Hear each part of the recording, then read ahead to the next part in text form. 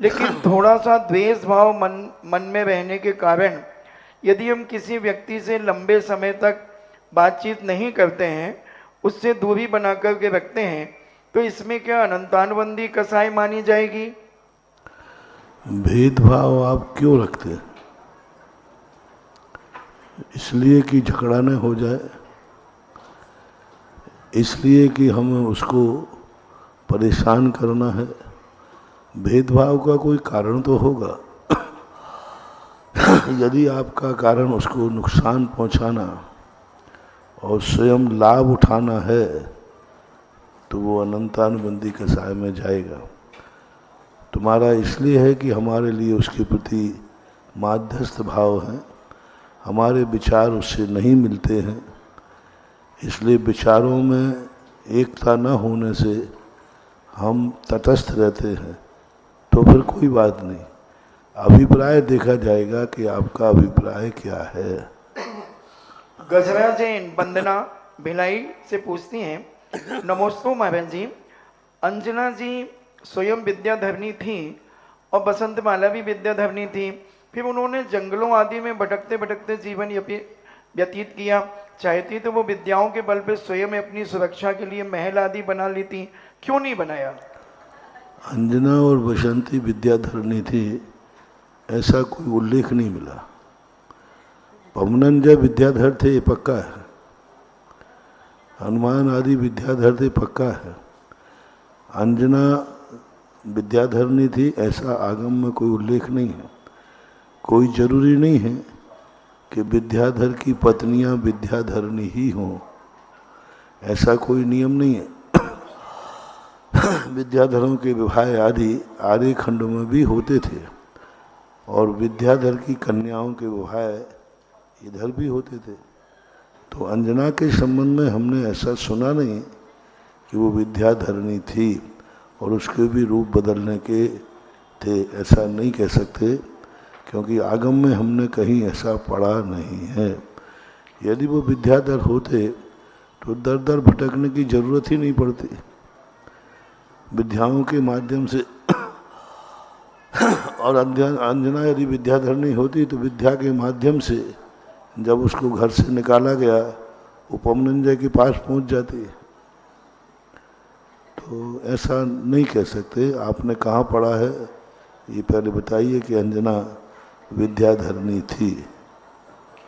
स्वाध्याय मंडल बड़ा गांव धसान से पूछते हैं, नमोस्तु गुरुदेव, प्राकृतिक आपदा जैसे बाढ़, भूकंप एवं बम विस्फोट आदि जैसी घटनाएं होती हैं और लाखों लोग एक साथ मरण को प्राप्त हो जाते हैं, तो इतने जीवों को एक साथ जन्म लेने की अनुकूलता तुरंत कब और कैसे बन जाती है? कर्म में सारी व्यवस्था पहले से सेट है। जब तुम मरण करोगे वो उसी प्रकार की व्यवस्था 1 सेकंड लगता है। 1 सेकंड तो बहुत एक समय लगता है।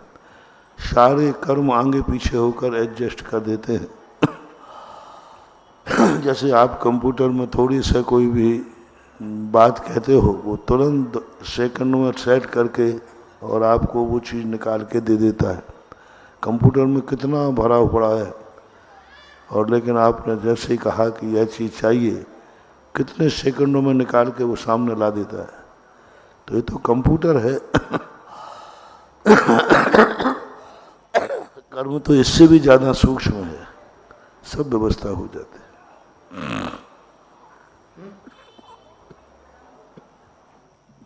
चलिएगा, जिज्ञासा समाधान के लाइव सेशन में आप सभी का स्वागत है। आपकी जिज्ञासाओं की ओर बढ़ते हुए सबसे पहले एक बार पुनः हम याद दिला दें, इस समय आगरा नगर में समय सार की गूंज हो रही है। समय सार प्रशिक्षण शिविर के माध्यम से श्री दिगंबर जैन श्रमण संस्कृति संस्थान के बालक और बालिका यहाँ पर आकर अध्ययन कर रहे हैं, प्रशिक्षण ले रहे हैं समय सार का। और इस समय सार की महिमा थोड़ा सा हम अपने दर्शकों को भी दिखाना चाहते हैं, जो आज पूरा देश इस वक्त देख रहा है। एक बार हम चाहेंगे कि आज सबसे पहले अपने विदुषी बालिकाओं में से कुछ ऐसी बालिकाओं के नाम लेंगे जिन्हें 439 गाथाएं पूरी की पूरी याद हैं। और सिर्फ याद ही नहीं है, हम उनका नाम लेंगे और पूज्य श्री से अनुरोध करेंगे मंच से कि आप ही स्वयं उनसे जो पूछेंगे वो बताएंगी। मैं जिन बेटियों का नाम ले रहा हूँ वो ये खड़ी। पिछले साल, हर साल इनको होमवर्क देते हैं। पिछले वर्ष इनको दिया था जो संपूर्ण पूरा समय सार कंठस्थ करके सुनाएगा। कंठस्थ करके सुनाना अलग चीज़ है, क्योंकि एक के बाद एक रंग में याद आ जाता है। हम कोई भी गाथा पूछ सकते हैं नंबर से अथवा एक अक्षर से, तो उन्हें पूरा श्लोक सुनाना है, पूरी गाथाएं सुनाना है। तो ये 450 लगभग 339 गाथाएं हैं। आप सारे भारत के लोग देखें कि सांगानेर में क्या होता है और सांगानेर में ये क्या करते हैं। आज इसका सैंपल आप देख लें। हम साधु लोग या सारी दुनिया सांगानेर की प्रशंसा क्यों कर रही है, क्यों सांगानेर के बच्चे जहाँ जाते हैं सभी लोगों के मुख से उसकी प्रशंसा निकलती है, क्या कारण है? सांगानेर में ऐसा क्या छात्रावास में है जो हर व्यक्ति को प्रशंसा के पात्र बन रहे हैं? सांगानेर के बच्चे वहाँ क्या करते? आपने 2500 करोड़ों की बिल्डिंग बना दी। अभी 25 करोड़ की बिल्डिंग बनी है बालिका छात्रावास के लिए। भारत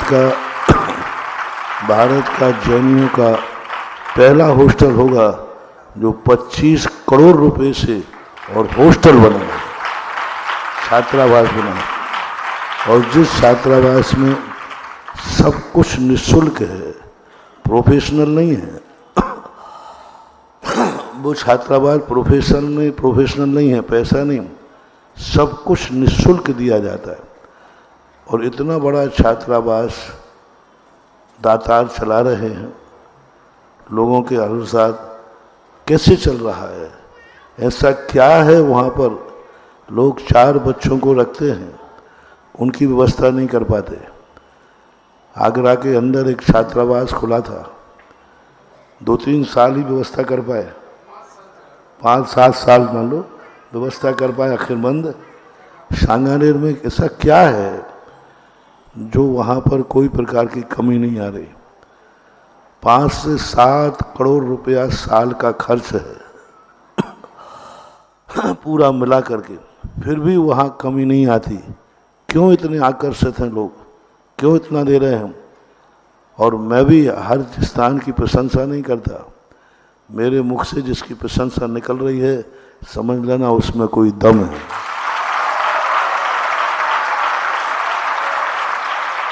और वो दम क्या है, वो दम क्या है? और मैं भी ऐसे ही किसी को समय नहीं देता। मेरा एक समय भी कोई लेता है तो उस नमोस्तु के पहले ही हम हाथ उठा देते, पधार भाई। नमोस्तु नहीं करता, मेरा हाथ उठने के बाद पधारो, हमारा दिमाग खराब मत करो। क्योंकि हमारे गुरुजी ने लिखा है, अन्न का कण और साधु का क्षण कभी बर्बाद नहीं करना। और हम आप लोगों को इतना समय, आप लोगों को भी, समाज को भी मैं प्रेरणा देता हूँ। सारे तीर्थ क्षेत्रों को सांगानेर के तीर्थ पर हमने पासंग में रख दिया, श्रेष्ठ कहा। और इतना समय मैं इनको दे रहा हूँ, ऐसे ही नहीं दे रहा हूँ, लो सारा जगत देखे, सारा मुल्क देखे कि सांगानेर में ये लोग क्या करते हैं, क्या अनमोल रत्न, क्या अमलोल चर्या। आज भारत में कोई विद्वान नहीं है जो कोई भी एक ग्रंथ की हम गाथाएं बोलें और वो गाथाओं के आधार पर हमारे लिए कंठस्थ करके सुना दे। लो इस छोटी सी उम्र में पूरा समय सार कंठस्थ किया है, और कंठस्थ ऐसा किया है, गाथा नंबर से है ना, नंबर से सुनाएंगे कि अक्षर से? नंबर से गुरुजी। हाँ, कहाँ है बच्चे को बुलाओ। हाँ बिल्कुल, मैं सबसे पहले दृष्टि से अनुरोध करूंगा, खड़े हो जाए जी।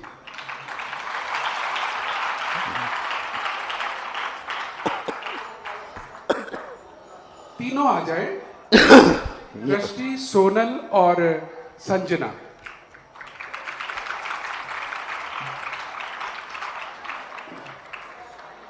नमोस्तु गुरुदेव, नमोस्तु गुरुदेव, नमोस्तु।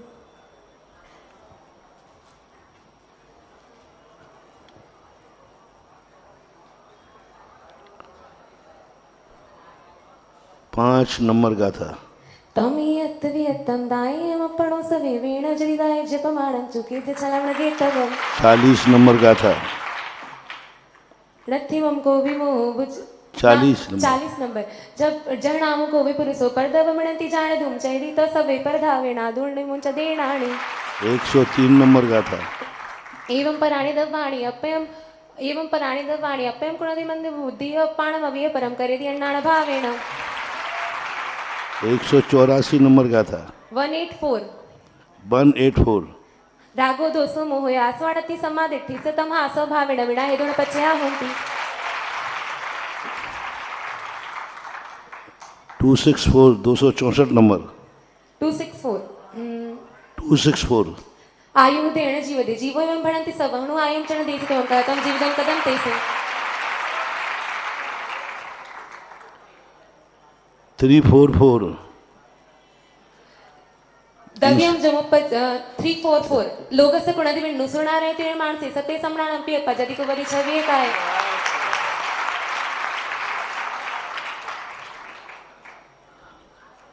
439।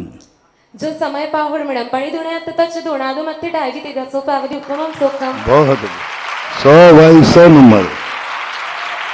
बहुत सुंदर, वाह। देखिए, नमोस्तु गुरुदेव, नमोस्तु।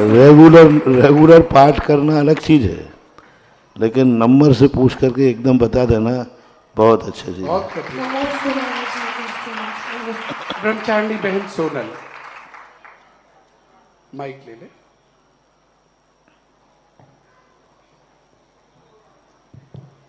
नमोस्तु गुरुदेव, नमोस्तु।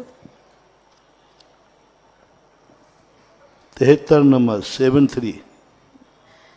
मोहनकं मसुदिया दोर्निदजे मे गुण अट्ठाणा ते कहवंती जीवा तिणे चिमचे दिना होता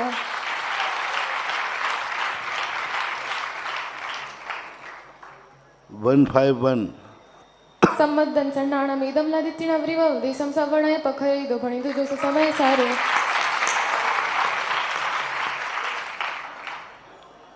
162।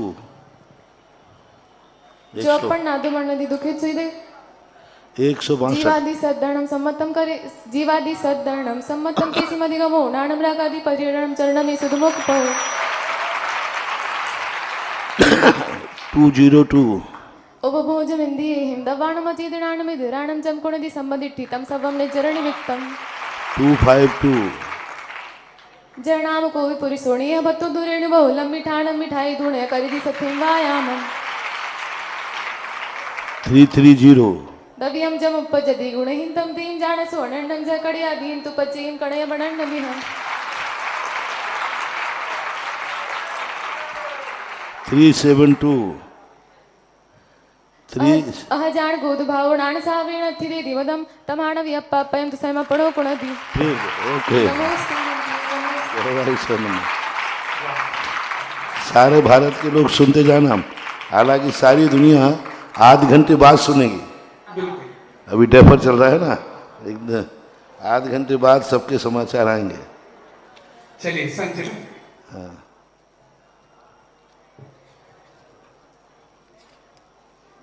नमोस्तु गुरुजी। 2 नंबर का था।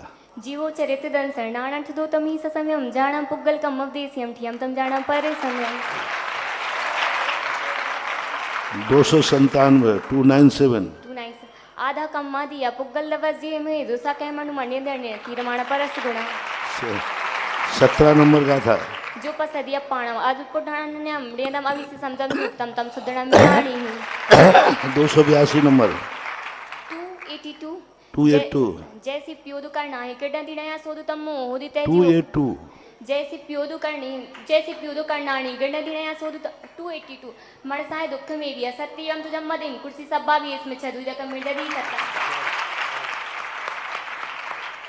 20 नंबर का था। जय जय जयनाम कोवी पुरसो रे बतु दु रेडवा जयनाम कोवी पुरसो रायणम जान दूर सा दरी तो तम अर्जर दिपुण वथति उपाय तेणा 154 बन साहब तमहादु कुसीले यराय मा कोणे वा संगम सादीण हिवणा सु कुसी संगम रायण 17 नंबर जो पसदिया पाणवा पुटाण ने हमले दमा भी से समझम उत्तम तम सुदणम याड़ी 321 नंबर 321 321 पढ़ना है तब वो जोड़ा दा तो हम थोड़े अच्छा तो आपसे साजी बावते मचले किना दबा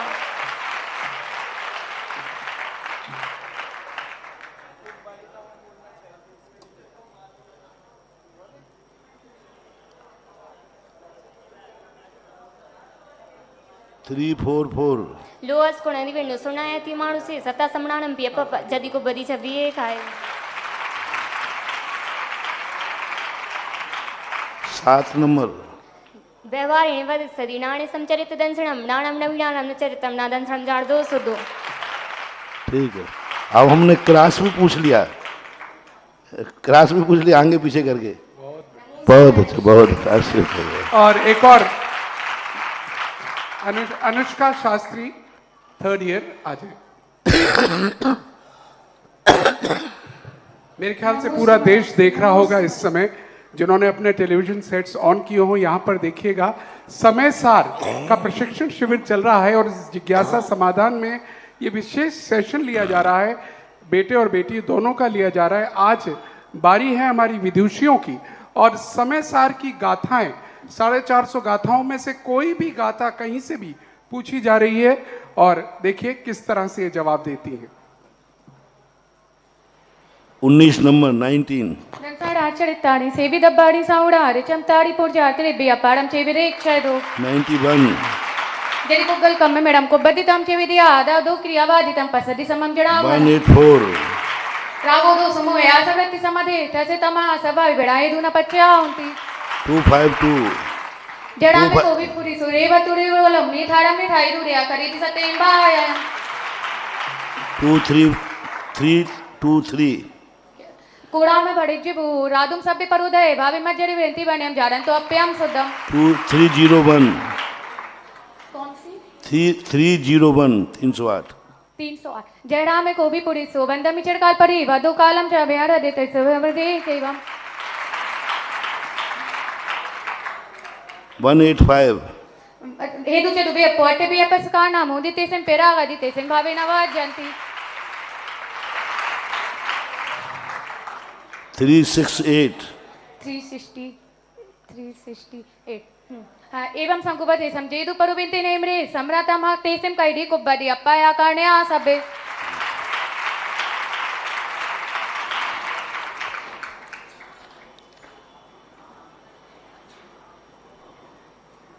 फोर टू सेवन 427 हाँ एवं जाना डी रानी अन्नाड़ी मगरी राग में बाबा दाना तमुसा नमाज साहब मयारंतो सभी बच्चियां एकदम 100/100 नंबर लाए। क्या बात है, नमोस्तु गुरुदेव गुरुदेव हम आपको एक चीज कहना चाहते हैं। हम अनंतशः आपको नमोस्तु करते हैं गुरुदेव, आपके अनंत उपकारी हैं। आपके इस उपकार को हमने साक्षात देखा है पिछले 4 महीनों से, जहाँ पर बच्चियों के लिए अलार्म के लिए 5 बजे घंटी बजानी पड़ती थी, तब जाकर हम उठते थे। मैंने 4 महीनों से बच्चियों को 3 बजे उठते देखा है गुरुजी, बिना अलार्म के बच्चियां 3 बजे उठती हैं और ऐसा लगता है कि मतलब जैसे सामायिक होती है गुरुदेव की, वैसे सब बच्चियां रेगुलर 3 बजे उठ करके स्नान आदि करके समय सार आदि ग्रंथों का स्वाध्याय करते हुए देखा है गुरुजी। आपकी जैसी कृपा इस छात्रावास में और हमको जो ये मिला है ऐसा कहीं और नहीं मिल सकता गुरुजी। नमोस्तु नमोस्तु नमोस्तु। यह लगन से आप लोगों ने समय सार को याद किया है। निश्चित समझो बहुत ही जल्दी स्त्री पर्याय से मुक्ति पाकर शुद्ध केवली बनेंगे, क्योंकि पंचम काल को मैं अक्षर मात्र से भी कोई श्रद्धा पूर्वक पढ़ता है तो आगे वो शुद्ध केवली बनने की हिम्मत रखता है। इसलिए आज समय सार को याद किया है। आगे समय सार का अनुभव करने के लिए यह आज तैयारी है। मेरा आशीर्वाद सारे भारत के लोग अभी सुनेंगे। इन बच्चियों को देखकर आप लोग गर्व करें कि आज इस पंचम काल में भी इस अवस्था में समय सार को भी कंठस्थ करने का क्षयोपशम है। और आप लोग जिन्होंने बालिका पुरुषों बच्चों के छात्रावास को दान दिया है, वे लोग भी गर्व करें कि हमारे धन का कितना बड़ा सदुपयोग हुआ। और जो भी आनंदित होंगे इसको सुनकर के, इतनी स्पीड से नंबर पूछना, इतनी स्पीड से नंबर पूछना, इतना स्पीड में तो आईएएस ऑफिसर के इंटरव्यू में भी नहीं पूछा जाता। हाँ, तुम्हारा कौन बनो करोड़पति आता ना, वो एक कौन, उसमें भी कुछ टाइम दिया जाता है, टाइम दिया जाता ना, और उसमें हेल्प भी 50-50 ऐसा बताते लेते लोगों में। पर यहाँ तो ना 50-50 था, कुछ भी नहीं, और स्पीड से और ये बात सबको, और जिनको भारत बहुत अच्छा लग रहा हो वो अपनी तरफ से बच्चियों को पुरस्कार भी घोषणा कर सकते हैं। जिसको जो पुरस्कार देना हो दे सकते हो। इनकी मेहनत पर आशीर्वाद। और सबसे बड़ी चीज स्टेज पे सुनाना, और वो मेरे सामने सुनाना और कठिन काम होता है। आज देख लो बच्चियों की बारी है, कल बच्चों का नंबर है, अब देख लेना आप लोग। हाँ, चलिए, आज बच्चियों का नंबर है तो कल बच्चों का नंबर है। तैयार रहें और हम देखेगा, पूरा देश देखेगा। लेकिन मैं ये सोच रहा था, रोंगटे खड़े हो रहे थे ये दृश्य देखकर, कि कंप्यूटर भी ना शर्मा जाए, क्योंकि कंप्यूटर का बटन दबाने में भी टाइम लगता है। लेकिन यहाँ नंबर मिला और इनका कंप्यूटर ऑन, और गाथा वहीं के वहीं पहुंचती है। क्या बात है, जरा तालियां बजा दीजिएगा सबके लिए। और अपने दर्शकों से कहना चाहूंगा, अभी पूज्य गुरुदेव ने प्रारंभ में एक बात कही थी, सारे तीर्थ एक तरफ और सांगानेर संस्थान एक तरफ। इतना बड़ा काम सांगानेर संस्थान में हुआ है, और हम बराबर देख रहे हैं सांगानेर संस्थान जहां शास्त्रीय तैयार कर रहा है, वहीं पर नींव तैयार कर रहा है समाज की। जब स्नातक लोग 10 लक्षण पर्व में और ये शास्त्री 10 लक्षण पर्व में पूरे भारत में जाते हैं और जो नींव तैयार करके आते हैं, वो सही मायने में आचार्य श्री का, महावीर भगवान का, पूज्य गुरुदेव का स्वप्न पूरा करके आते हैं। आइएगा, सीधे हम चलेंगे आज की जिज्ञासाओं की ओर, और सबसे पहले आवाज देना चाहेंगे अतिशय जी शास्त्री सागर। आए अपनी जिज्ञासा के साथ, माइक वहां पर पहुंचा दें। और निशी जैन फर्स्ट ईयर, तैयार रहिएगा। मेरे जीवन निर्माता पितृतुल्य परम उपकारी गुरुदेव के पावन चरणों में नमोस्तु नमोस्तु नमोस्तु। छुल्लक जी के पावन चरणों में इक्षामी। महाराज जी, आपके द्वारा हम लोगों को निरंतर समीचीन मार्ग के लिए उपदेश और निर्देशन सदा से ही मिलता आया है और आगे भी मिलता रहेगा। आपने अभी जब शिखर जी पर आँच आई तो आपने उसके लिए बहुत बड़ी भूमिका बना करके हम सब लोगों को जागरूक किया। इसके बाद जब गिरनार जी की बात आई तो भी आपने जागरूक किया। लेकिन आज पुनः एक बात आई, गिरनार जी क्षेत्र के जो दत्तात्रेय के पीठाधीश हैं, भाजपा के पूर्व सांसद भी हैं महेश गिरे जी, उन्होंने उनका एक व्याख्यान हुआ कुछ 2 दिन 3 दिन पहले। उन्होंने अपने व्याख्यान में कहा कि यदि जैनी लोग गिरनार को छीनने का प्रयास करेंगे, यदि जैनी लोग गिरनार पर कब्जा जमाने का प्रयास करेंगे, तो हम जैनियों के जो साधु उपदेश दे रहे हैं उन साधुओं की गर्दनों को उड़ा देंगे, उनके सिरों को काट देंगे और जैनियों के सिरों को भी काट देंगे। जो यात्री लोग यहाँ पर आएंगे उनके भी सिर कलम कर दिए जाएंगे। तो ऐसा उनके वक्तव्य में कहा गया। तो हम लोगों को इस पर क्या एक्शन लेना चाहिए, क्या प्रतिक्रिया होनी चाहिए और हम विद्वानों की इसमें क्या भूमिका होनी चाहिए और सारी समाज को किस तरीके से इस पर विरोध करना चाहिए, कृपया कर इस मार्ग को निर्देशन करके हमें बताएं कि हम अपने तीर्थों का संरक्षण और सुरक्षण किस प्रकार से करें। नमोस्तु भरत जी। जैन समाज ने आज तक कभी किसी का तीर्थ छीना नहीं है। जैन समाज ने अपने ही तीर्थ क्षेत्र का अधिकार मांगा है और जब वो नेमिनाथ भगवान का क्षेत्र है तो ऐसे राज्य में आज प्रातःकाल हम इस संबंध में बोल चुके हैं कि आज यही बात किसी ऐसे लोग में भूली होती जो जेहाद छेड़ देते तो उन्होंने तो बोला ही है, पता नहीं वो कितनों की गर्दनें काट चुके होते। एक जैन समाज अहिंसक समाज है, एक अपने आप में समता स्वभाव वाली समाज है। तो इसका ये अर्थ नहीं है कि जैन समाज के संबंध में कुछ भी बोलते रहो। आज खेत की बात है कि जो पार्टी राम राज्य की बात करती है उस राज्य में रावण राज्य की बातें हो रही हैं। बातें राम राज्य की करते राम राज्य में गर्दनें काटी नहीं जाती हैं। राम राज्य में तो महावीर राज्य में तो गाय और शेर एक घाट पर पानी पीते हैं। तो ऐसी स्थिति बनने वाली आज सरकार के किसी भी नेता ने इस पर आलोचना नहीं की, किसी भी नेता ने इस पर पक्ष नहीं लिया। तो अब समाज को सोचना है कि हमारी सरकारें भी हम जैनियों के प्रति हो रहे अत्याचार पे, हमने तो कभी नहीं कहा कि गिरनार पे कोई जाएगा तो हम ऐसा करेंगे वैसा करेंगे। जैनियों के प्रति ऐसा क्यों? फिर भी यदि इस प्रकार के अत्याचार होते रहे तो एक ओर तो कर्म सजा देगा, दूसरी ओर जैनी आज अहिंसक हैं। ऋषभदेव ने जैनियों को इतना निकम्मा भी नहीं बनाया। जैनियों को पीछे दी है तो जैनियों को 80 तलवार का भी उपदेश दिया है।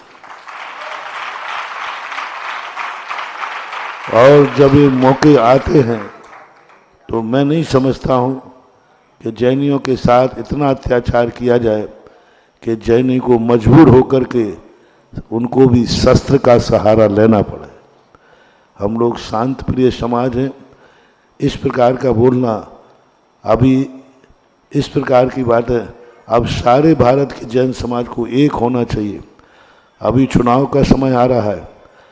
आज पूरे भारत के जैनी वोटरों को जगह जगह एक ही बात कहना चाहिए कि हमारे साथ जो व्यवहार किया गया, हमारे साथ जो गर्दन काटने वाली बात की गई, इस शब्द को या तो वापस लिया जाए और या इस पर FIR दर्ज करके कानूनन के न्याय दिया जाए। जो शीर्षस्थ संस्थाएं हैं, तीर्थ क्षेत्र कमेटी है, इस पर एक्शन लेकर के और इस पर FIR दर्ज करके अदालत का दरवाजा खटखटाए। क्या अहिंसक समाज के लिए इस प्रकार के हिंसक शब्दों का प्रयोग करके भयभीत करना, डराना, क्या यही नीति है सरकारों की? क्या यही भारत है, धर्मनिरपेक्ष भारत, जहाँ कहते हैं सारे धर्म अपने आप में शांत प्रिय? वहीं आज हमारे लिए इस प्रकार के शब्दों का प्रयोग किया जाए तो इस संबंध में आप न्यायालय की शरण में भी जो शीर्ष संस्थाएं हैं उनको, और जहाँ जहाँ लोग हैं इस संबंध में ज्ञापन दें सरकार के पास। इसके लिए पूरे भारत के लिए मेरा निर्देश है कि हर भारत कोई भी व्यक्ति न, सारे जितने भी होम मिनिस्टर हैं, राष्ट्रपति हैं, गुजरात सरकार है, इन सब के लिए एक जिस ढंग से ज्ञापन दिए जाते हो, जिस ढंग से मैसेज भेजा जाता हो, सारे भारत को जागना है, सुनकर के चुप नहीं बैठना, क्योंकि आज उन्होंने कहा है, कल वो कर भी सकते हैं, और आज कहने पर यदि बंदेज लग जाएगा तो शायद गर्दन कटने से बच जाएगी। इसलिए सारी नहीं तो सरकारों से भी मेरा कहना है कि इस प्रकार की स्थिति, आखिर हर चीज़ की हद होती है, मरता क्या नहीं करता। जब इस प्रकार के चारों तरफ से अत्याचार होगा तो कोई जैनी भी भड़क उठेगा, तो इस भड़काने की सारी दोष सरकार को जाएगा, न्यायालय को जाएगा, और सरकार को चेतना चाहिए और अब सोच लेना चाहिए जैन समाज को कि आज हमारे अभी 2-5 सालों में कितने तीर्थ क्षेत्रों पर संकट आ गया। अभी तक नहीं आ रहा था, इतने दिन से चल रहा था, अभी तक किसी ने अत्याचार नहीं किए। 2-5 सालों से क्यों आ रहे हैं? क्या सरकार की नीति तो नहीं है जैनियों को खत्म करने की? क्या सरकार की तो नीति नहीं है जैनियों के क्षेत्रों को हड़पने की? क्या सरकारी का सहवासी तो नहीं है? जब सरकार इस पर कोई एक्शन नहीं ले रही है तो इसका अर्थ है कहीं सरकार की सहमति नहीं हो, और जब सरकार ही सहमत हो जाए, बाढ़ खेत खाने लगे, पंच करे अन्याय, तो फिर न्याय किस पे माना जाए? इससे सरकारों से भी मेरा कहना है कि जैनी अल्पसंख्यक हैं, इनके लिए जो कानून बनाए गए हैं उन कानून की धज्जियां ना उड़ाई जाए। अल्पसंख्यक से कोई व्यक्ति इस प्रकार की ऊंची आवाज में नहीं बोल सकता, ये कानून है। इसलिए जो शीर्षस्थ संस्थाएं हैं वे ऐसे मौके पर सामने आए और जिस ढंग से बने उस ढंग से अपना विरोध प्रदर्शन करें। अच्छे से माने तो ठीक, नहीं माने तो शक्ति से सामने आए। गिरनार हम छीन नहीं रहे हैं, गिरनार हमारा भी है तो हमारा भी है। तुम जाते हो, तुम करते हो, हम आपको तो नहीं रोक रहे हैं, आप हमें क्यों रोक रहे हैं? जब दोनों के स्थान पर इस प्रकार की बात बनती है तो कोई सामंजस्य की बात होना, बैठकर सामंजस्य करना, इस प्रकार के उग्रवादी भड़काऊ भाषण देकर करना क्या ये देश की अशांति नहीं है? यदि यही भड़काऊ भाषण किसी उन लोगों को दे दिया जाता जो हिंसक हैं तो वो लोग क्या हंस होता, अभी तक पूरे देश में कर्फ्यू लग गया होता। लेकिन हम जैनी लोग अहिंसक हैं, इस अहिंसा को कायरता न समझें, क्योंकि क्षमता की भी एक सीमा होती है। सावधान आगाज कर रहा हूं सरकार को, चेत जाएं, हमारी क्षमता का परीक्षा न लें, नहीं तो क्षमता व्यक्ति उग्र हो जाएगा तो शायद देश में भी उल्टा पलटी हो जाएगी। तुम कहो जैन समाज की वोटें कम हैं, तो जैन समाज यदि ठान लेगी तो आपको जिता नहीं सकती, लेकिन हरा जरूर सकती है, हराने की औकात रखती है। इसलिए चुनाव के समय सारे जैनियों को अपना बनाना चाहिए। आज जो पार्टी कहते हैं जैनी हमारी पार्टी के भक्त हैं, आज उन्हीं के ऊपर संकट आ रहा है, उन्हीं के संबंध में विचार नहीं कर रहे हैं और सरकार देख रही है। ये बहुत अच्छा नहीं, सरकार के लिए अच्छा नहीं, देश के लिए अच्छा नहीं, भारत के प्रजातंत्र के लिए अच्छा नहीं, और धर्म निरपेक्षता पर तो ये बहुत बड़ा कलंक है। चेतो, जागो, जैसे बने तैसे अपनी आप की रक्षा करना हमारा कर्तव्य होना चाहिए।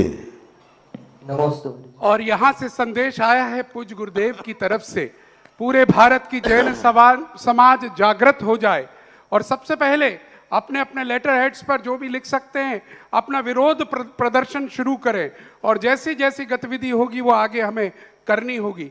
लेकिन पूज्य श्री एक प्रतिक्रिया बहुत शीघ्र अभी आई है यहाँ पर, और वो प्रतिक्रिया श्री हीरेश जैन सूरत एडवोकेट हैं अपनी तरफ से, जो गिरनार के केस देख रहे हैं हमारे, उनकी तरफ से आई है। संभवतः ये कहलवाया गया है शासन पक्ष की तरफ से, और उन्होंने इस बात को घुमाया है कि हमारी गुजराती में बात शायद आप लोगों ने गलत समझी है, मैं सुनवा देता हूं। हितेश कुमार जैन एडवोकेट सूरत से बोल रहा हूं।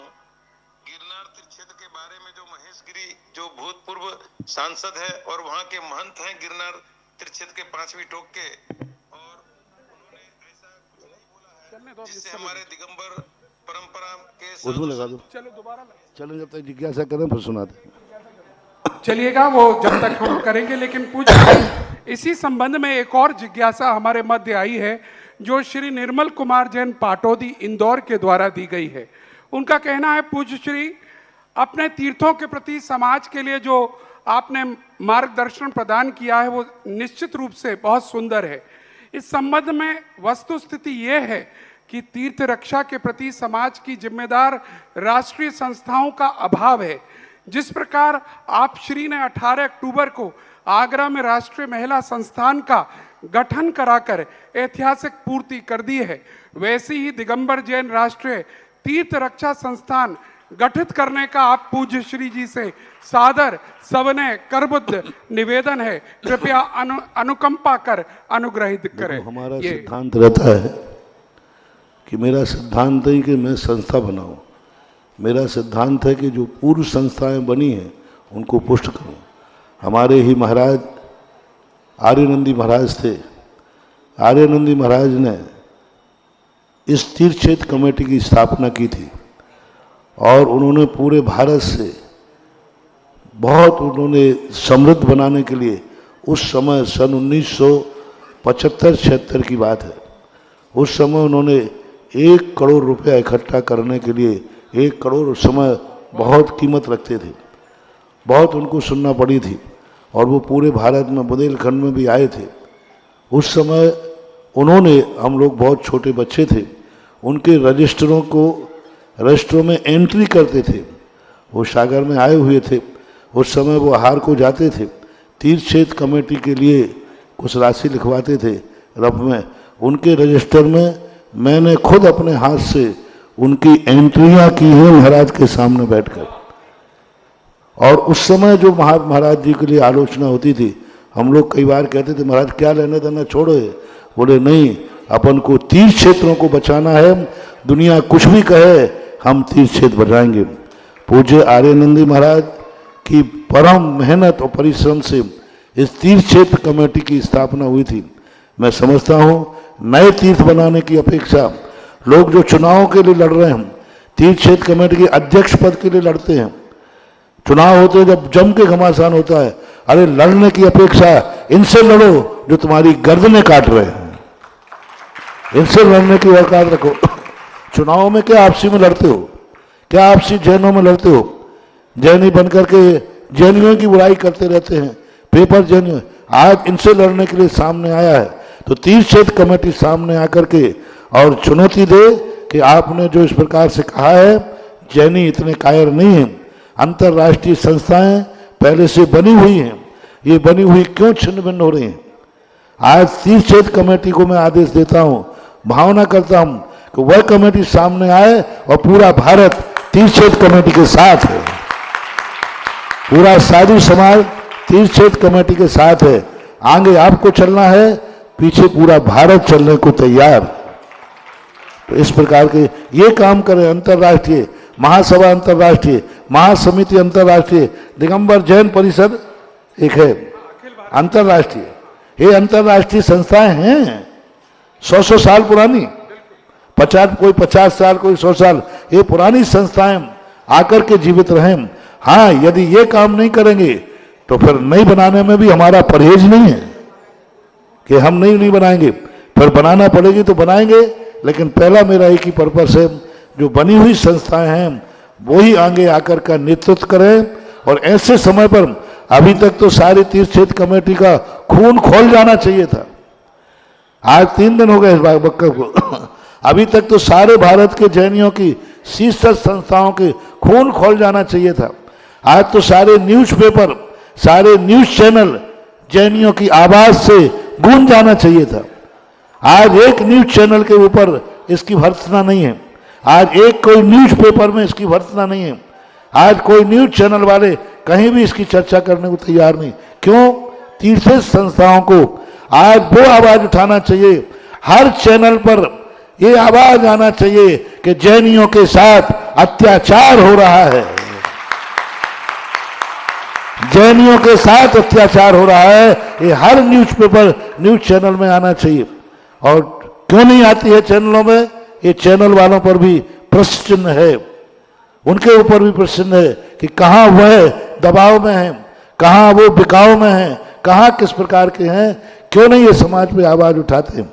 इन सब चीजों पर आज तीर्थक्षेत्र का संस्थाओं के लिए भी मेरा आगाज है, आगे आओ, अन्यथा चूड़ियां पहन करके अपने घरों में बैठो। तीर्थक्षेत्र की सदस्यता के लिए तीर्थक्षेत्र कमेटी के सदस्य इस्तीफा दो, पदों से इस्तीफा दो, पदों को त्याग दो, पदों के लिए लड़ो मत, अपने हाथ ऊंचे कर करके सरेंडर हो जाओ। और उसके बाद फिर जो होगा देखा जाएगा। पहले आप संस्थाओं के पदाधिकारी बन जाते हो, कोई काम नहीं कर रहे संस्थाओं में, करते तो अभी तक 3 दिन के अंदर तीर्थक्षेत्र कमेटी को आगाज करना चाहिए था। जो कार्य हम लोगों को कहना पड़ रहा है, ये आवाज तीर्थक्षेत्र कमेटी को, सारे भारत के चैनल बुला करके तीर्थक्षेत्र कमेटी को इस बात की आवाज लगाना चाहिए था और जनता को जागृत करना चाहिए था, सारे चैनल बुला करके। और आप आवाज देते कि मेरी आवाज जनता के पास भेजिए।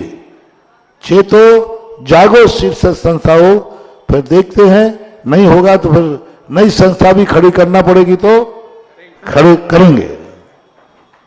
और ये थी जनता के मन की बात जो पूज्य श्री ने यहां पर कही है। जो भारत की जैन समाज आज पीड़ित है, भारत की जैन समाज आज इधर उधर देख रही है क्योंकि नेतृत्व का कहीं अभाव दिख रहा है। और पूज्य श्री ने आह्वान करा है, हमारी तीर्थ क्षेत्र कमेटी, कितनी बड़ी बात कही, जिस कमेटी को स्वयं आपने बनते हुए अपने हाथों से देखा है, उस कमेटी को बिगड़ते हुए नहीं देखना चाहते। बहुत बड़ा आशीर्वाद भी दिया है। अब तीर्थ क्षेत्र कमेटी का दायित्व है कि वो अपने दायित्व को संभाले, नहीं तो छोड़ दे। और जैसा कहा, जिस तरह से निर्मल जी पाटौदी ने बाहर से आया है वो अभी गलत है, वो अभी नहीं सुना है। ठीक है, बिल्कुल। और जिस प्रकार से निर्मल जी पाटौदी जी ने यहां पर ये बात कही है, पूज्य श्री ने इसका भी उत्तर दिया है। अगर ये कार्य भी नहीं कर पाएंगे तीर्थ क्षेत्र कमेटी, तो नया भी बनाना पड़ेगा, तो हम नया बनाएंगे। चलिएगा, अब इसी उसके साथ हम आवाज देना चाहेंगे निशु जैन कानपुर। अभी मेरे ख्याल से आपका एक का नाम बोला हुआ था, निशी जैन, फर्स्ट ईयर पहले आप कर ले, उसके बाद निशु जैन कानपुर तैयार रहे। गुरुदेव के चरणों में त्रिवार नमोस्तु नमोस्तु नमोस्तु। छोलक जी के चरणों में एक शामिल। गुरुदेव, जो ज्ञानावर्णी 8 कर्म होते हैं, उनकी उत्तर प्रकृति तो होती है और उनकी अवधि जो स्थिति बंद होता है, उनकी भी अवधि होती है या नहीं? जो ज्ञानावर्ण आदि, हाँ, सबकी बिल्कुल। जैसे मूल प्रकृतियों की है, मूल प्रकृतियों में उत्तर प्रकृतियों की, मूल प्रकृति की कोई सामान्य स्थिति होती नहीं, होती तो उत्तर की है। जैसे 40 कोड़ा कोड़ी अनंतानुबंधी की है, तो अनंतानुबंधी क्या चीज़ है? क्रोध मान माया लोभ। तो क्रोध मान माया लोभ की स्थिति है वो 40 कोड़ा कोड़ी, तो ये उत्तर प्रकृति हो गई। इसी प्रकार से 7 वेदनी कर्म की है। अब वेदनी कर्म की 30 कोड़ा कोड़ी की स्थिति है उत्कृष्ट, तो वो किसकी है? असाता की है। 15 साता की है। तो सामान्य से 8 कर्म नाम की कोई चीज़ नहीं है। जितने कर्म हैं उत्तर प्रकृति के रूप में हैं। वेदनी नाम का सामान्य कर्म नहीं है। वेदनी के तो साता और असाता नाम संज्ञा वेदनी है। तो ऐसा मानना चाहिए। तो उत्तर प्रकृतियों की, प्रत्येक उत्तर प्रकृति की स्थिति अलग अलग शास्त्रों में लिखी है। पूज्यवर वीरसेन स्वामी महाराज ने धबला की 8वीं पुस्तक में बंद स्थिति को लेकर के पूरा वर्णन किया है। चलिए, निशु जैन कानपुर, माइक पहुंचाइएगा। और जिससे पहले निशु जी आप अपनी बात रखें, देखिएगा प्रतिक्रियाएं जो आज इन बालिकाओं ने समय सार का पाठन यहाँ पर किया और जिस प्रकार से परीक्षा यहाँ दी, यहाँ मैसेज हमारे पास आ रहे हैं, जो हम कह रहे हैं वही हमारे दर्शक कह रहे हैं। आश्चर्यचकित होकर सब लोगों ने आज सुना है और प्रसन्नतावश कुछ मैसेज यहाँ शुरू हो गए आके। जयपुर से अकलंक जी और सपना जैन ने 1 लाख रुपए की राशि 25,000 इंटू 4 यानी चारों बालिकाओं के लिए 1 लाख रुपए की राशि की घोषणा यहाँ पर की है। और एक और नाम हमारे पास आया है, दीपिका रमेश गदिया, गांधीधाम गुजरात की तरफ से आया है। उन्होंने 25,000 रुपए की राशि चारों बेटियों को यहाँ पर समर्पित की है। और हमारे ही संस्थान के स्नातक श्री राकेश जी भारेले ने 1100 रुपए की राशि यहाँ पर दी है। बहुत बहुत साधुवाद आप सबको जिन्होंने भी दी है। और जितने भी दर्शक इस समय लाइव में सुन रहे हैं, अगर वो ये 1100 की राशि भारेले जी ने चारों को अलग अलग दी है। और जो दर्शक हमारे सुन रहे हैं वो अगर बोलना चाहें तो आप हमारी हेल्पलाइन नंबर पर दे सकते हैं, जो आपकी स्क्रीन पर आ रहा है। वो हम पर सूचना आ जाएगी और हम देंगे। चलिएगा, आपका प्रश्न। मेरे आराध्य गुरुदेव के चरणों में तिवार नमोस्तु नमोस्तु नमोस्तु। क्षुल्लक जी के चरणों में तिवार इच्छामि इच्छामि इच्छामि। हे गुरुदेव, मेरी जिज्ञासा यह है कि आजकल बच्चे इतना ज़्यादा लड़ते हैं कि उनके लड़ने की वजह से माँ बाप को इतना क्रोध आ जाता है, जिसके कारण उनके लिए ऐसे कठोर शब्द निकल जाते हैं जैसे मर जाओ, ऐसे बच्चों से तो बच्चे ना हो, और ऐसी बद्दुआएं मत लो। तो ऐसे में उन माँ बाप को क्या कर्म का दोष लगता है, जबकि हम उन्हें धर्म का इतने अच्छे से ज्ञान देते हैं फिर भी वो नहीं समझते। तो तो ऐसे छोटे बच्चों को क्या उनको सुधारने के लिए हम कोई बात नहीं, कई कठोर शब्द होकर के भी वो कठोरता अंदर से नहीं होना चाहिए। एक आवेश में आकर के या उनको सुधारने की दृष्टि से ऐसा बोलते हैं तो उसका दोष में नहीं लिया जाता। फिर भी जितनी सावधानी हो रखना चाहिए। तो महाराज जी उन्हें जैसे छोटे क्लास से अपने जैन धर्म के गुरुकुल में कहीं शिक्षा के लिए भेजना चाहें तो माँ बाप भेज सकते हैं, उसमें उनका भी कोई कर्म बनता है क्या? भेज सकते हैं, क्यों नहीं। सब जगह यहाँ देख लीजिए, खनिया धाना है, छोटे बच्चों को वहाँ बोलिए। हमने पूरी व्यवस्था आपकी कर दी है, आप नहीं करें तो मैं क्या करूँ। पूरी व्यवस्था 6वीं कक्षा से लेकर के इसी संस्थान के अंतर्गत खनिया धाने में एक बहुत बड़ा हॉस्टल है जो 6वीं कक्षा से लेकर 11वीं कक्षा तक, 10वीं कक्षा तक का हम, और 11वीं के बाद सांगानेर में है। तो ये सारी व्यवस्थाएं हैं।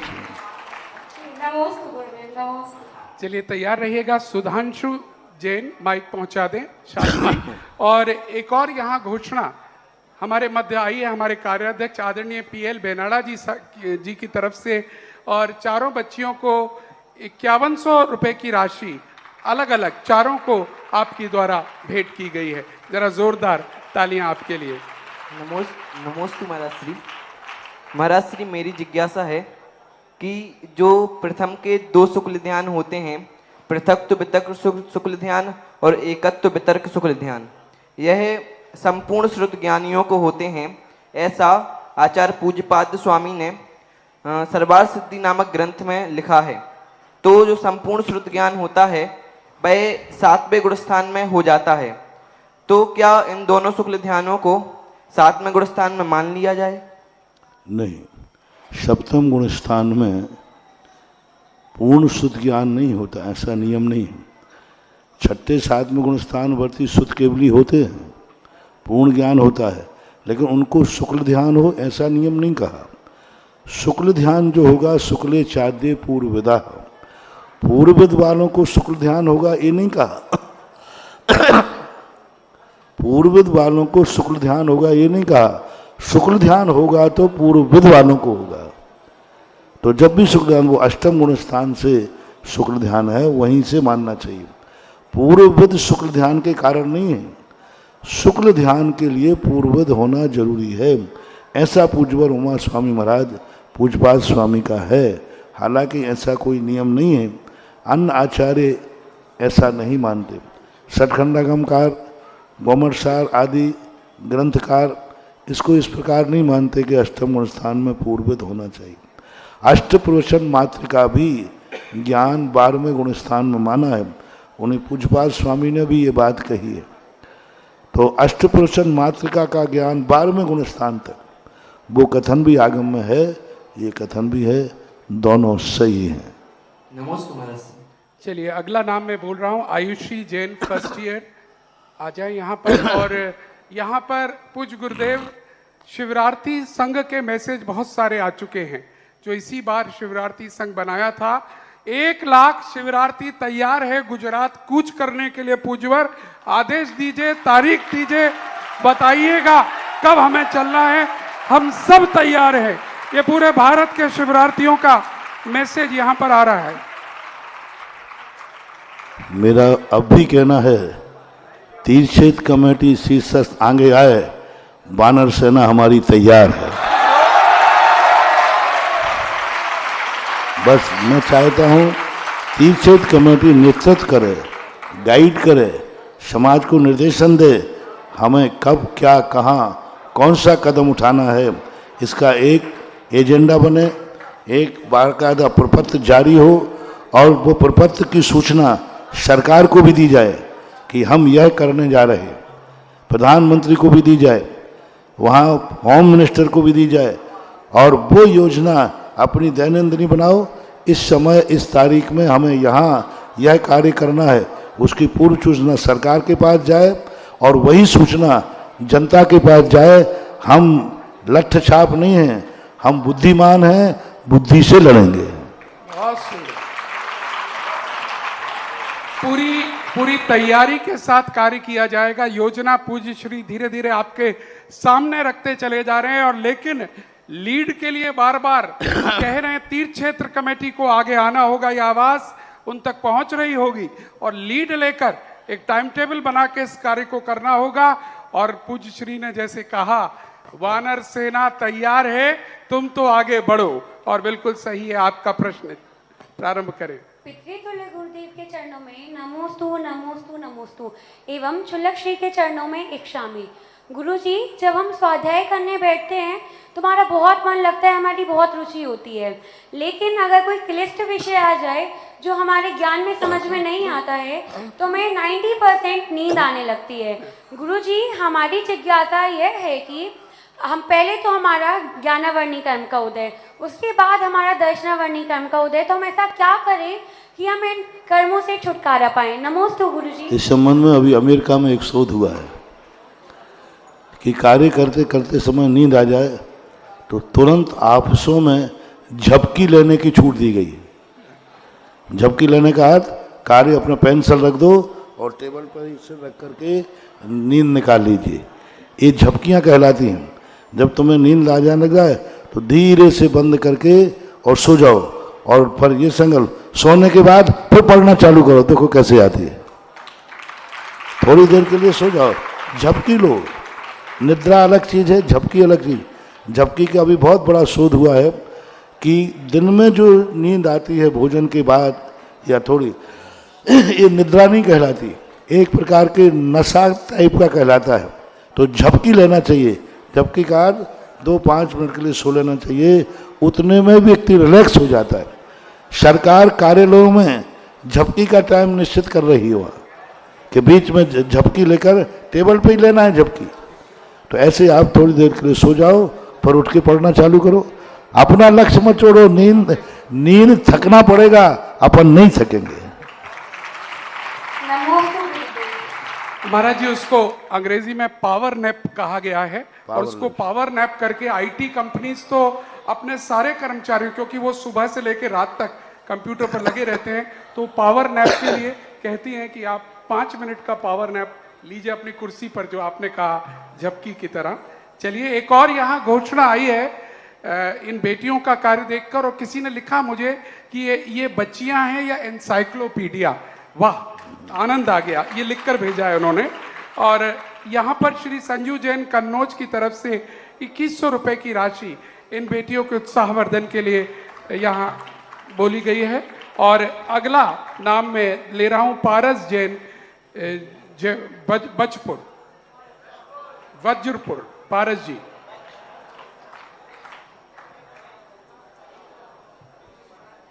गुरुवर जी के चरणों में नमोस्तु मेरी जिज्ञासा है, जैसे अभी प्रसंग चल रहा है कि पार्श्वनाथ भगवान का जो प्रसंग है कि नाग के जोड़े को डमोकार मंत्र सुनाया गया था, लेकिन जब वह तीर्थंकर खुद तीर्थंकर बनने वाले हैं या बनने वाले हैं, तो क्या वो किसी को या किसी साधु को क्या नमस्कार करेंगे या डमोकार मंत्र सुनाएंगे? तो इसमें हमें क्या समझना चाहिए? इसमें दो बातें हैं। पहली बात तो वहाँ नमोकार मंत्र की चर्चा आ ही नहीं। उत्तर पुराण आदि में इस प्रकार की पुराणों में उनको उन्होंने सांत्वना दी।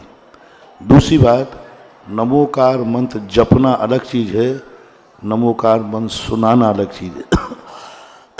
जैसे हम अरहंत भगवान से पूछेंगे कि भगवान महामंत्र कौन सा है, तो विद्ध बुद्धि में क्या आएगा?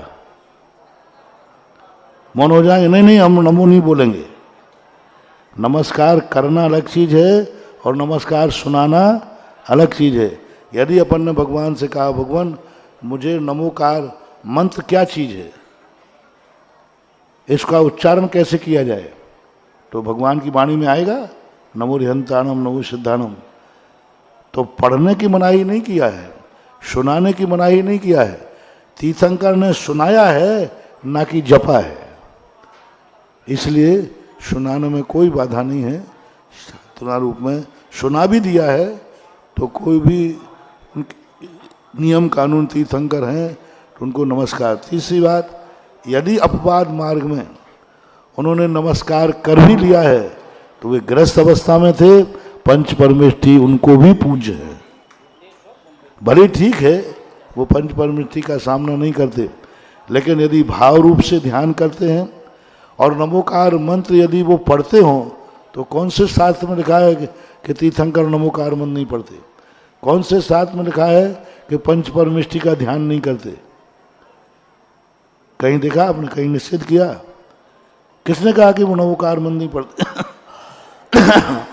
बस वो ये है कि मुनियों के सामने नहीं जाते, नवदा भक्ति आदि के प्रसंग नहीं आते, लेकिन ऐसा तो नहीं लगा कि वो नमोकार मंत्र का ध्यान नहीं करते, विशुद्धों का ध्यान नहीं करते, अरहंतों का ध्यान नहीं करते, आचार्य उपाध्याय साधुओं का ध्यान नहीं करते। कैसे कहा? बनेगा ही नहीं। वे खुद साधु बन रहे हैं। साधु बनेंगे तो रत्नत्रय का ध्यान करेंगे कि नहीं? 28 मूल गुणों का ध्यान करेंगे कि नहीं? तो कुछ बातें ऐसी चल जाती हैं। अनुष्ठान करना अलग चीज है, लेकिन वो पंच परमेष्ठी का स्मरण नहीं करते हैं या ध्यान नहीं करते हैं, ऐसा आगम में कहीं वचन नहीं है।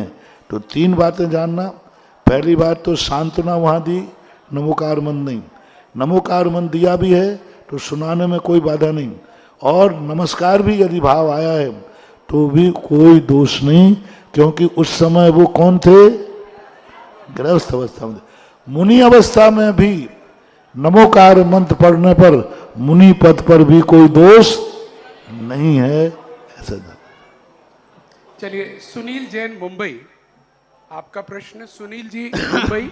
और यहाँ पर एक और घोषणा हमारे मध्य आई है बेटियों के लिए। 4400 रुपये श्री रंजन अजित जैन भूलेश्वर मुंबई की तरफ से, जरा तालियां बजा दीजिएगा उनके लिए। और साथ ही 2 मिनट 11,000 रुपये सुबोध उषा पाटनी अजमेर, और 25,000 रुपये श्रीमती सुगंधी बाई प्रमोद जैन बहेड़िया परिवार सागर की ओर से। 2100 रुपये कन्नौज से श्रीमती संजना जी।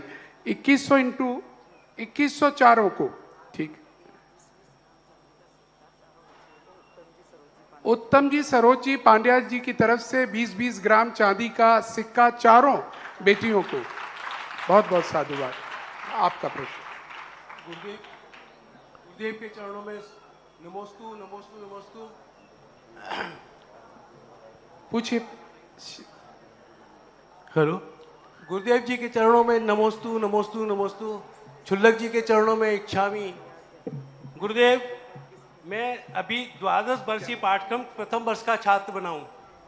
मेरी पाठ्यक्रम में रुचि है, समझ भी आता है, मैं अपने आचरण में भी उतारने की कोशिश कर रहा हूँ कि किंतु भेद प्रभेद याद नहीं रहते उम्र की वजह से।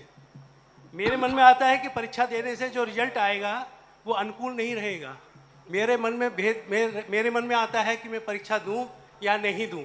अभी अभी मैंने बालिकाओं को विदुषी छात्राओं को देखा तो मेरे को बहुत शर्मिंदा भी महसूस हो रही है ये प्रश्न पूछने में भी। पहली बात, आपको नहीं समझ में आता है कोई बात नहीं, पढ़ना है। जब तुम दुनिया में आए थे तब माँ बाप को भी नहीं समझते थे, फिर भी लगे रहे माँ बाप के पीछे, तो आज माँ बाप को जानने लगे हो। हर व्यक्ति दुनिया में बुद्धू होता है, लेकिन हताश मत हो, पढ़े रहो। यदि तुम पढ़ते रहोगे तो एक दिन तुम्हें समझने में भी आने लगेगा। कम से कम पढ़ना तो आ रहा है। और परीक्षा देने से मत हिचको, परीक्षा दो। परीक्षा देने से विल पावर बढ़ता है, परीक्षा देने से हार्ट मजबूत होता है, परीक्षा देने से ब्रेन मजबूत होता है, परीक्षा देने से बहुत हिम्मत आती है। इसलिए परीक्षा से डरना नहीं, परीक्षा जरूर देना। फेल भली हो तो हो, लेकिन परीक्षा तो देंगे। और इतनी हिम्मत से दोगे तो पक्का फेल नहीं होगे, पास हो जाओगे। चलिए, और यहाँ पर लाइन लग रही है इन बेटियों को प्रोत्साहन देने की। आज बेटियों की बारी है, ध्यान रखें हमारे दर्शक, कल हमारे बेटे भी बोलने वाले हैं। लेकिन अभी फिलहाल श्री नंद किशोर जी, शांता देवी जी, प्रमोद जी, नीना जी, पहाड़िया परिवार जयपुर की ओर से 21-21 हजार रुपए इन चारों बेटियों के नाम पर दिया गया है। और एक सूचना आप सबको देना चाहेंगे, जो लोग भी ये राशि भेज रहे हैं, यहाँ पर उनसे अनुरोध है, आप हमारे लोकोदय तीर्थ के नाम से जो अकाउंट है, जो जिनवाणी चैनल पर नीचे चल रहा है, उस अकाउंट पर सीधे भेज सकते हैं। और मुझे 1 लाख रुपए की राशि, और अभी इसी 8 दिन है, अभी कितनी तारीख है? बिल्कुल है, यहीं के यहीं आ जाए तो तुरंत यहीं के यहीं दे दिया जाए तुम्हारे सामने। और 1 लाख रुपए अकलंक जी, सपना जी जयपुर जो बोले थे वो आ भी चुके हैं, उन्होंने मुझे रिसीट भी भेज दिया, हमारे अकाउंट में पहुंच चुके हैं। चलिएगा,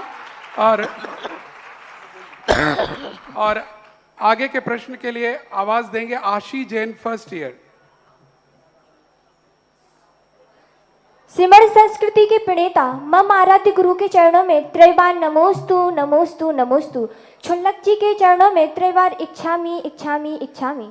गुरुदेव, जो ज्ञानावर्णी, दर्शनावर्णी आदि 8 कर्म बताए हैं, तो जो कर्म है उनको स्थिति के अनुसार, स्थिति की अपेक्षा क्रमबद्ध किया गया है या फिर प्रदेश की अपेक्षा क्रमबद्ध किया गया है? मेरी इस जिज्ञासा का समाधान कीजिए। नमोस्तु गुरुदेव, नमोस्तु। क्रमबद्धता का ऐसा कोई कारण नहीं है। ज्ञानावर्णी, दर्शनावर्णी ना तो स्थिति की अपेक्षा है, ना प्रदेश की अपेक्षा है, उनके कार्य की अपेक्षा है। सबसे बड़ा कार्य ज्ञानावर्णी ज्ञान को ढकने का काम करता है, क्योंकि अनुजीवी गुण और प्रतिजीवी गुण ये 2 गुण कहलाते हैं। तो अनुजीवी गुण को ढकने वाला और अनुजीवी गुण में सबसे ज़्यादा सशक्त ज्ञानावर्णी ज्ञान को ढकने का काम करता है वो, इसलिए उसको मुख्य रखा। दूसरा अनुजीवी गुण दर्शन है, दर्शन को रखा। तीसरा अनुजीवी गुण मोहिनी है, जो सुख को ढांकता है, तो मोहिनी को रखा। फिर इसमें अंतराय को रखा, अंतराय। फिर अंतराय कर्म में 4 घातिया कर्म, क्योंकि वो भी अनुजीवी गुण को घाटता है। और शेष जो 4 हैं प्रतिजीवी गुण को घाटते। प्रतिजीवी गुण का अर्थ होता है सहयोगी, इसलिए उनको बाद में रखा। इनके कार्य की अपेक्षा से क्रम रखा गया, स्थिति और प्रदेश की अपेक्षा से नहीं, क्योंकि प्रदेश और स्थिति की अपेक्षा रखेंगे, प्रदेश की अपेक्षा वेदनी को पहले रखना पड़ेगा, क्योंकि सबसे ज़्यादा प्रदेश वेदनी को मिलते हैं। और स्थिति की अपेक्षा रखते हैं तो मोहिनी को पहले रखना पड़ेगा, क्योंकि सबसे बड़ी स्थिति मोहिनी की होती है। इसलिए इनके कार्य को देख करके क्रम रखा गया है। चलिए, अगला नाम मैं लेना चाह रहा हूँ साधना जी जैन, श्रीमती साधना जी जैन, भोपाल। आप अपना प्रश्न रखें और मैं अपने दर्शकों से कहना चाहूँगा, जिस प्रकार से आप उत्साहवर्धन कर रहे हैं वो करते रहिएगा, क्योंकि आगे आने वाले दिनों में रोज आपको इस तरह के दृश्य अभी दिखाई देने वाले हैं। ये आपको समय के चरणों में नमोस्तु नमोस्तु। छुल्लक जी के चरणों में इच्छामि इच्छामि। महाराज श्री, मेरा प्रश्न है कि जीवन में मौन रहना क्यों जरूरी है और ध्यान करना क्यों जरूरी है?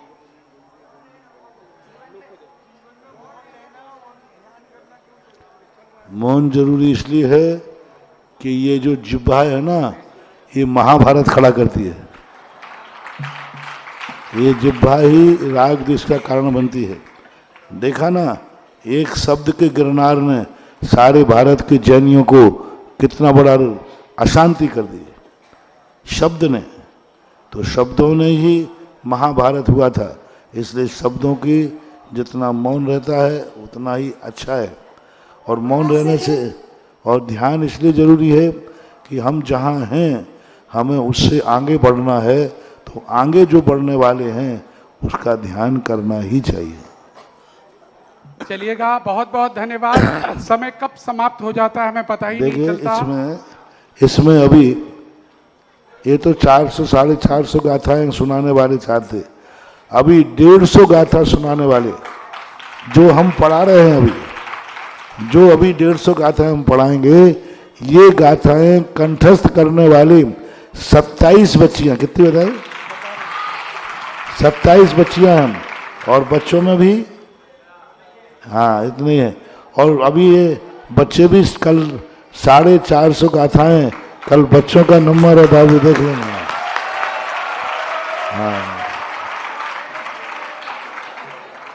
हाँ बिल्कुल, अभी शीला जी बता रही हैं 9 बच्चियां 450 की और हैं, और उधर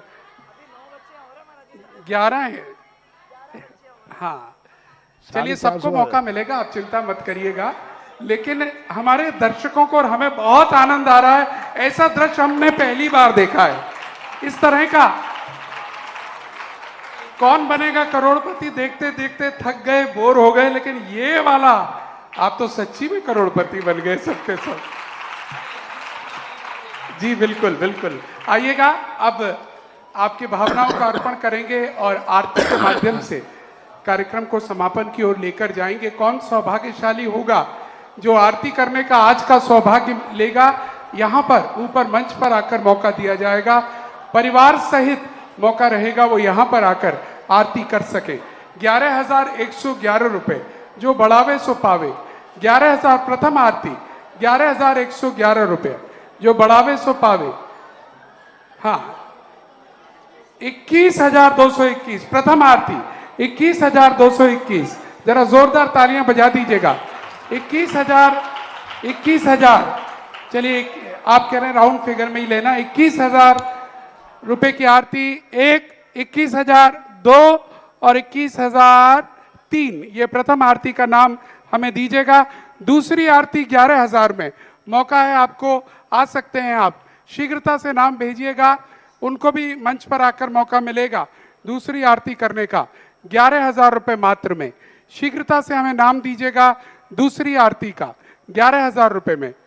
हाँ जरा पूछना बेटा, नाम दे रहे आरती का? अच्छा, 11,000 रुपए में दूसरी आरती का सौभाग्य। कौन सौभाग्यशाली है? हाँ आ जाइएगा, आ जाइए और नाम हमें यहाँ पर लिखा दीजिएगा। ये नाम बता दें, पहला नाम बोल। श्रीमान अविनाश जैन, संगीता जैन, स्मृति जैन, लखनऊ। बहुत बहुत साधुवाद, तालियों के साथ स्वागत करें। और दूसरा नाम जो आया है वो है, नाम बता दीजिएगा। डॉक्टर विवेक जैन, ज्योति जैन, फिरोजाबाद। बहुत बहुत साधुवाद, तालियां। अगर तीसरी आरती का भी भाव हो रहा हो तो आगे बढ़ सकते हैं। 11,111 रुपए शीघ्रता से। अगर तीसरी आरती का किन्हीं का भाव हो रहा हो, आ सकते हैं 11,111 रुपए में। मंच पर उन्हें भी यहां पर आकर मौका मिलेगा। तीसरी आरती का भाव अगर किन्हीं का हो रहा हो, 11,111 रुपए। किन्हीं का भी मन कर रहा हो तीसरी आरती का, 11,111 रुपए में मौका है आपको आज आरती करने का। चलिएगा, दोनों परिवार आ चुके हैं, प्रारंभ की जाए आरती और आप सब लोग खड़े हो जाएं। और मैं बेटियों से कहूंगा, आज आपकी विशेष भक्ति देखनी है हमें। हमने आपकी आज कला को देखा, अब हम देखेंगे कितने उत्साह के साथ आप आरती करती हैं और कराती हैं। चलिएगा, तो नीचे दे दो।